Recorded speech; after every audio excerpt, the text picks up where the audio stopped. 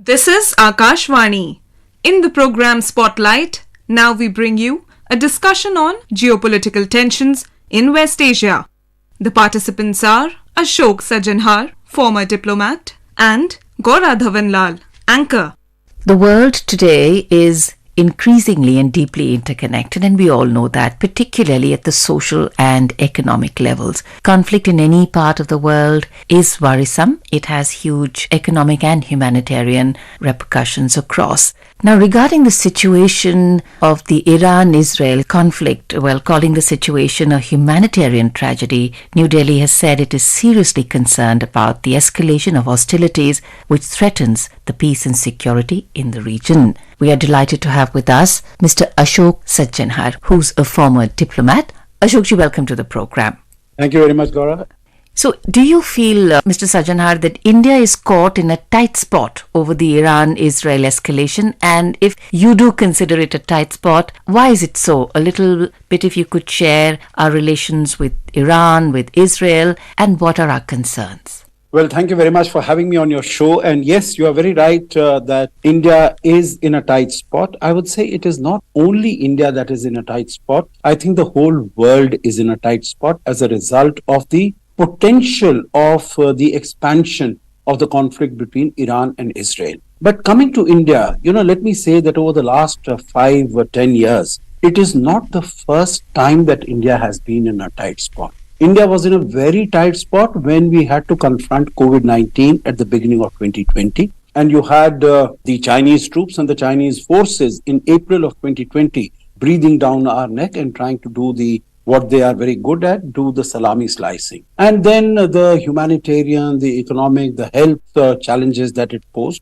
We were also in a tight spot when Russia-Ukraine conflict started. And there was such a huge lot of pressure, Gaura, on us from the West that we should criticize, we should condemn Russia, and we should not take any oil, any energy from Russia. But we managed both, whether it was the COVID challenge or it is the Russia-Ukraine challenge, I think very well. We took it in our stride and have come out. Performance has been eminently creditable. Now, coming to the Israel-Iran conflict, which is, it's not the first time that it is happening. It has been happening earlier, right from the time, meaning if I could go back even up to 1979 when the Islamic Republic of Iran was formed, there has been a conflict between these two countries. Policy of Iran has been total annihilation of Israel, and there have been conflicts. But Iran has been operating in terms of its conflicts with Israel through its proxies, whether it is the Hamas in Gaza, whether it is the Hezbollah in Lebanon, or it is the Houthis in Yemen, or other Islamic extremists in Syria and also in Iraq. It has been operating through its proxies. This, Gaura, is the first time that there have been missiles that have been fired at Israel from the territory of Iran, and 320 of them. There have been missiles, ballistic, cruise missiles, rockets, drones. And I think credit to Israel and to its partners like the United States and the United Kingdom that more than 99% of them were shot down and there has been no significant damage that has been done. Coming to India's relations, our relations are very strong, whether it is in the area of security, defense, technology, economy, agriculture, you name it. As far as people-to-people connect is concerned, also very, very strong. As far as Iran is concerned, I think our relations are civilizational in nature.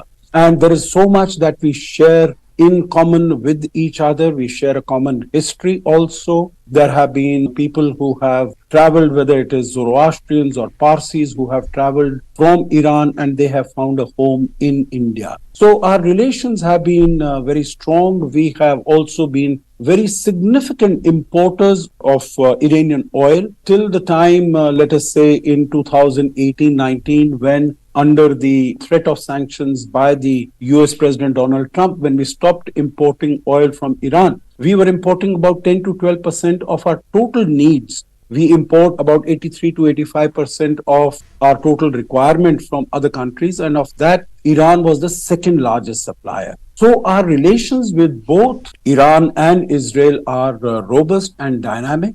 And that is why we have expressed grave concern and anxiety at the conflict that has started, that is really happened because of the firing of these missiles and projectiles from Iranian territory to Israel. Israel has threatened that if there is an attack coming directly from the Iranian territory, then they will also respond. I think what it appears right now, of course it could change, is that Israel is not going to launch an attack on the Iranian territory. Right now, they have said that they will respond in due course at a time and place of their choosing. But so one could see that maybe the imminent threat or danger of the expansion of this conflict into a regional conflict, at least for some time, that risk and that threat is being tampered down a little bit.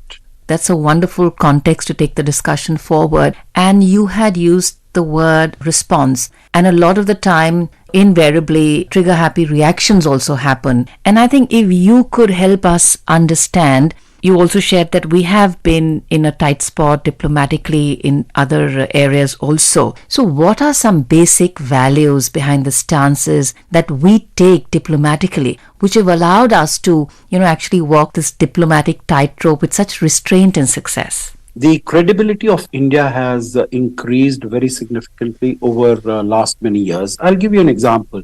For instance, the Vaccine Maitri initiative of India. While developed countries, and I don't want to name any, but across the world, they had vaccines which were 4 times, 8 times their population, and they were hoarding them. They were not sharing it with the other countries, particularly developing countries who had no manufacturing possibilities. They didn't know where to get these from. India was one of the very few countries that came and helped these countries. For instance, you'd recall our own vaccination drive started on the 16th of January 2021, and our first consignment of vaccines, millions of doses of vaccine to Bangladesh, to Nepal, to Bhutan, and to our neighboring countries went out on the 20th of January within 4 days. So I think the world realizes that when India grows, it is not only for the benefit of its own people, but it is also for the benefit of the other countries, and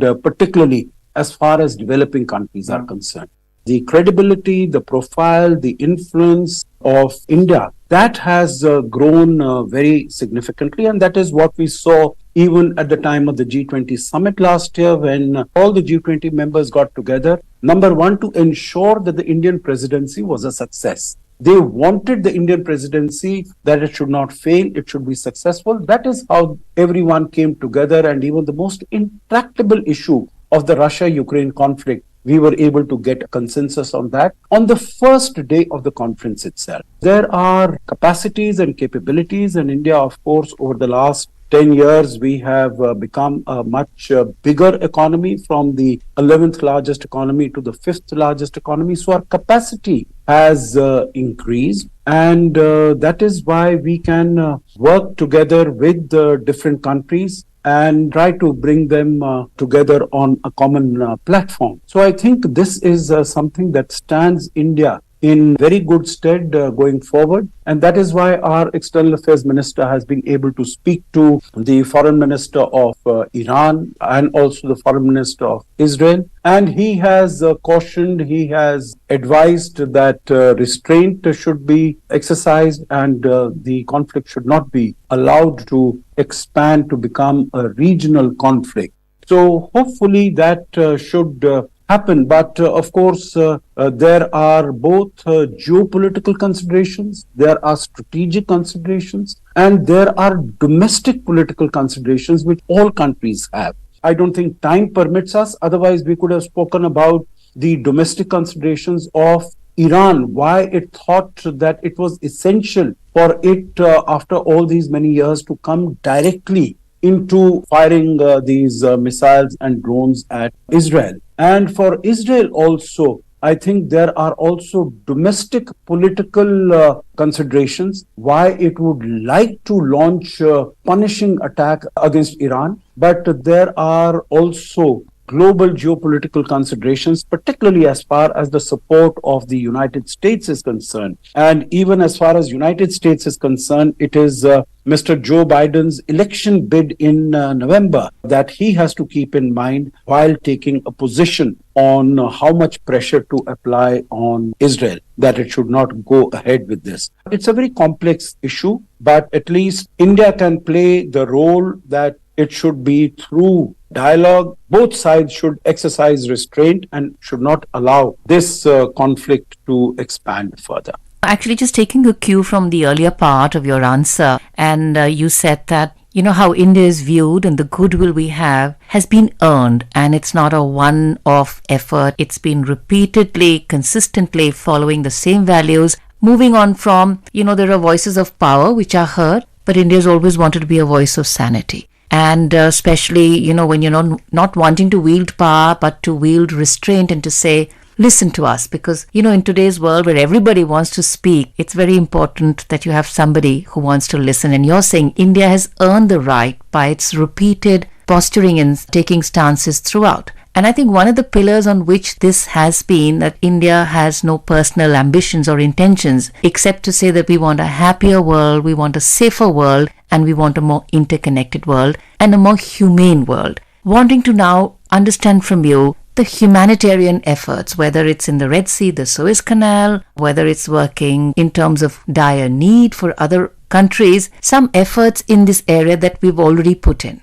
No, absolutely, you are very right. As far as I mentioned about the vaccine micro initiative, also in the context of the Russia-Ukraine conflict, you would have seen that although the war is taking place in a very limited area, but in terms of its impact, whether it is the increase in the energy prices, it is the shortage of food items in different parts of the world, and India had put a ban on export of food grains and wheat. But when there was shortage that was felt, whether it was in Egypt or it was in Morocco or it was in some of the other countries which are traditional importers of food items from different countries, then India, made a change in its policy. You would also remember, Gaura, that even during the time of the COVID-19, we had put a ban on the export of hydroxychloroquine. And at that time, Mr. Donald Trump, he had made a personal request to Prime Minister Modi that, we need hydroxychloroquine, because at that time it was not known what particular medication would help. And he had supplied that, and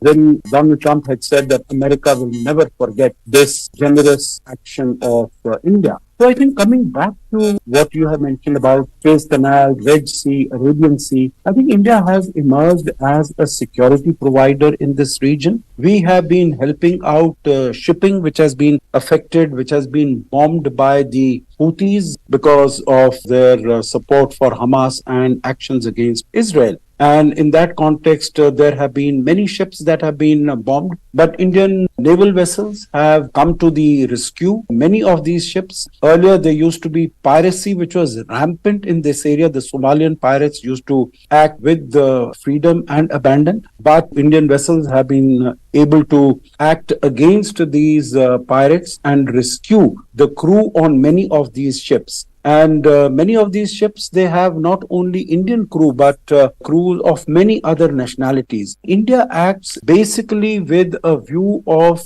helping all the countries that it can possibly do. India has truly emerged as you said, a voice of sanity, a voice of reason, and a consensus builder, which is so very important in the turmoil and turbulence that we experience in the world today. Absolutely. Mr. Ashok Sajjanhar, you spoke about consensus, and after this conversation, I'm sure there will be consensus with our listeners for, giving us, we really appreciate this complete context, giving the depth and the understanding that you've given all of us on this topic. Thank you so much. Thank you very much, Gaura. It's a pleasure to be with you. You are listening to a discussion on geopolitical tensions in West Asia. The participants were Ashok Sajjanhar, former diplomat, and Gaura Dhawanlal, anchor.